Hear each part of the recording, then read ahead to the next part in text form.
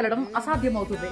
ఎందుకంటే సాధారణంగా చిన్న చిన్న వాటికి, చిన్న చిన్న పరీక్షలు రాయడానికి, చిన్న చిన్న ప్రయత్నాలు చేయడానికే మనం ఎంత ప్రాక్టీస్ చేస్తామండి, ఎంత సాధన చేస్తామండి. మరి భక్తి జీవితంలో క్రీస్తును గురించిన జ్ఞానం నేర్చుకోవడానికి, క్రీస్తును నేర్చుకోవడానికి మరి ఇంకెంత సాధన చేయాలి.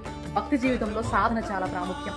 భక్తి జీవితంలో సంతృప్తి కలిగి ఉండడం అవసరమే, కానీ మనం భక్తి చేయడంలో మాత్రం ఏ రోజు కూడా సంతృప్తి పడడానికి వీలు లేదుగా కలిదంటే. కాబట్టి ఆత్మదేవుడు మనకు అనుగ్రహిస్తున్న అవకాశాన్ని తప్పకుండా ప్రతిరోజు సాధన చేస్తూ, నేర్చుకుంటున్న జ్ఞానాన్ని బట్టి ధైర్యం తెచ్చుకుంటూ, ప్రతిరోజు మనం ఏం నేర్చుకుంటున్నాం, ఆదివారం మొదలుకొని మరలా నెక్స్ట్ ఆదివారం వచ్చేంత వరకు మనం ఎన్ని సందేశాలు వింటున్నాం, ఎంత ప్రభువులో గడుపుతున్నాం. సో నేర్చుకున్న జ్ఞానం అంతా రాసుకుంటూ, దాన్ని ధ్యానం చేసుకుంటూ, ధ్యానం చేసిన దాన్ని జీర్ణం చేసుకుంటూ, గ్రహిస్తూ, ఇలాగ ఆత్మదేవుని చెంత, ఆయన పాదాల చెంత ప్రత్యేకించి ఫలాభివృద్ధిలోనికి మనం ఖచ్చితంగా వెళ్ళాలి. ఈరోజు ఆధ్యాత్మిక జీవితంలో మరి ఎందరైతే ఇలా ముందు కొనసాగుతున్నారో నిజంగా మిమ్మల్ని బట్టి ఆత్మదేవుడు చాలా సంతోషిస్తున్నారు.